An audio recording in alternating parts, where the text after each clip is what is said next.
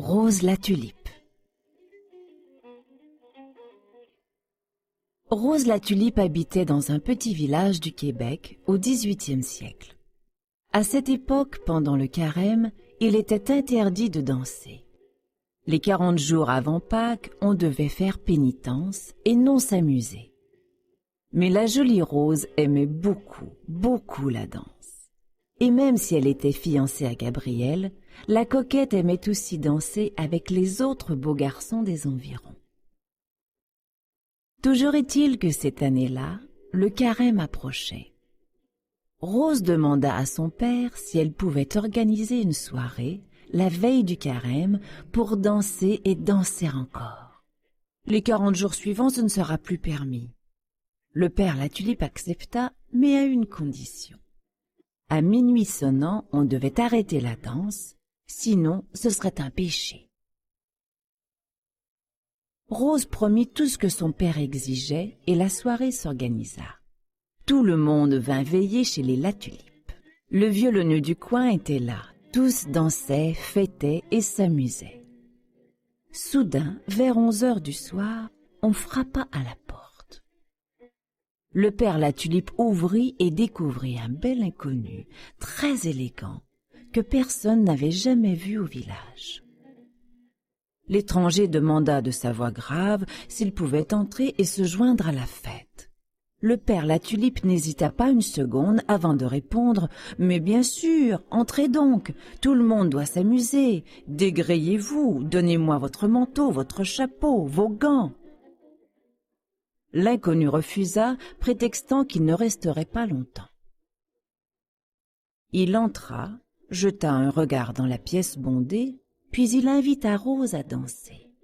La jeune femme accepta avec enthousiasme, ravie que ce bel étranger s'intéresse à elle. Toute la soirée, elle dansa avec l'inconnu qui n'invita personne d'autre. Rose n'avait pas une pensée ni un regard pour le pauvre Gabriel, son fiancé, qui passa la soirée sur sa chaise à les regarder tourner, enlacés. Mais voilà que minuit se mit à sonner. Le père La Tulipe lança d'une voix ferme « Ça suffit, on arrête la danse, il est minuit. » Tout le monde arrêta de danser sans protester, sauf l'inconnu, qui murmura à Rose d'une voix charmeuse « Juste une dernière danse, ma Rose. » Rose était déchirée. Elle était envoûtée par cet homme si beau avec lequel elle aurait tant aimé continuer à danser.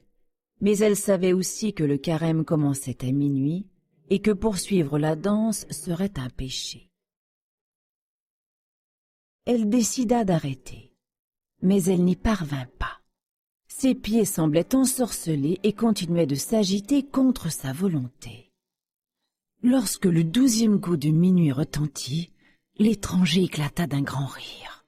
Il se pencha vers Rose et lui donna un baiser. Quand ses lèvres touchèrent celles de Rose, des étincelles jaillirent. La maison des La Tulipe prit feu. Heureusement, les convives parvinrent à sortir de la demeure en flammes. Le lendemain matin, on aperçut Rose La Tulipe rôdant autour de la maison en cendres. Ses cheveux étaient devenus entièrement blancs. En une seule nuit, la pauvre avait vieilli de 50 ans et avait complètement perdu la raison. Tout le monde au village comprit aussitôt que l'inconnu n'était nul autre que le diable, venu pour inciter les gens à danser passé minuit. Il avait gardé son chapeau pour cacher ses cornes et ses gants pour cacher ses griffes. Depuis, dans différentes régions du Québec, on raconte la triste histoire de Rose la Tulipe. Dans certains récits, la grand-mère de Rose sauve sa petite-fille grâce à son chapelet ou à de l'eau bénite. Dans d'autres, Rose s'en va droit en enfer. Ce qui est sûr, c'est que la coquette est bien punie d'avoir dansé avec le diable.